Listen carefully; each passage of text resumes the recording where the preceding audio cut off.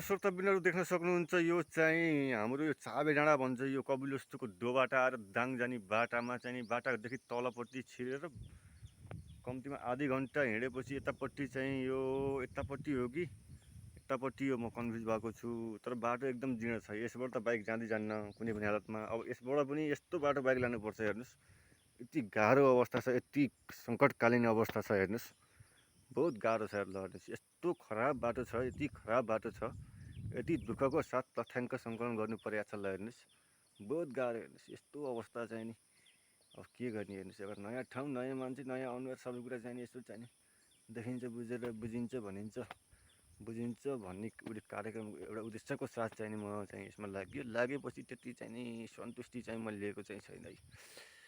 अब त्यस्तै छ, हेर्नुहोस् अब गाह्रो छ, तथ्याङ्क सङ्कलन गर्नु धेरै गाह्रो छ, गाह्रो रहेछ। हेर्नुहोस् 11 नम्बरमा जोतोले चाहिँ नि नआड्दा हुन्छ, जोतोले नआड्दा हुन्छ। 11 नम्बरमा जोतोले नआड्दा हुन्छ।